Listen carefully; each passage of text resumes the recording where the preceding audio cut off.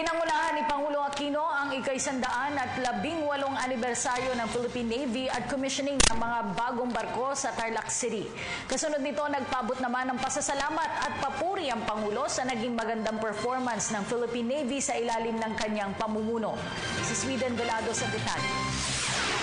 Pinangunahan ni Pangulong Benigno S. Aquino III ang magkasabay na pagdiriwang ng ika-118 anibersaryo ng Philippine Navy at simultaneous commissioning ng bagong landing dock vessel nito na barko ng Republika ng Pilipinas o BRP Tarlac at 3 pang landing craft heavy vessel sa Pier 13, South Harbor, Manila.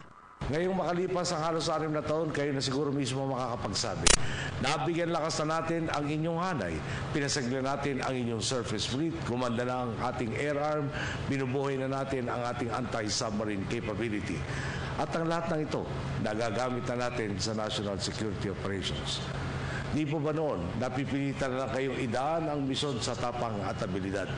Ngayon, ibinibigay na ang makasangkapan at kagamitan kayo mismo ang tumukoy para maging mas mahusay kayo sa pagtutupad ng iyong sinumpaang tungkulin. Ang BRP Tarlac na nagkakahalaga ng 1.9 billion pesos at pamumunuan ni Captain Francis Alexander Jose ay may kabuuang haba na 123 metro at lapad na 21 metro. Ito ang pinakamalaking barko ng Philippine Navy na kayang magkarga ng hanggang mahigit 2,800 tonelada. Ipinangalan ito sa isa sa mga lalawigang nakipaglaban sa mga Kastila noong panahon ng kanilang pananakop sa atin. Malaking tulong ang BRP Tarlac para sa military at non-military operations ng Philippine Navy gaya ng naval presence and patrol, naval gun support, humanitarian assistance, disaster response at mass evacuation.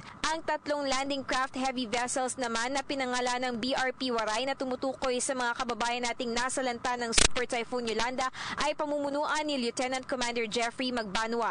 Ang BRP Iwak ay hahawakan ni Commander Roldidin Criserio. Ipinangalan ito sa katutubong grupo sa lalawigan ng Nueva Vizcaya na may pinakamaliit ng populasyon. At ang BRP Agta na tumutukoy sa isa pang endangered ethnic tribe sa Southern Luzon ay pamumunuan ni Lieutenant Nomer Bilbao. Sa huling bahagi ng talumpati ni Pangulong Aquino, nagpaabot ito ng pasasalamat at papuri sa naging magandang performance ng Philippine Navy sa loob ng 6 na taon at sa ilalim ng kanyang panunungkulan. 29 na araw na lang po, bababa na ako sa pwesto. Halos 6 na taon din tayo nagsilbi bilang ama ng bayan at inyo pong unong pangkalahatan.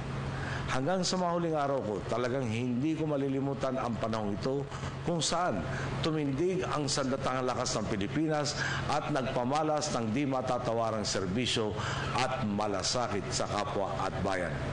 Tiwala naman ako, kapag tumuloy tayo sa nasimulan nating landas, pihadong gaganda pa ang serbisyo sa inyo at ang serbisyo ninyo sa ating bansa.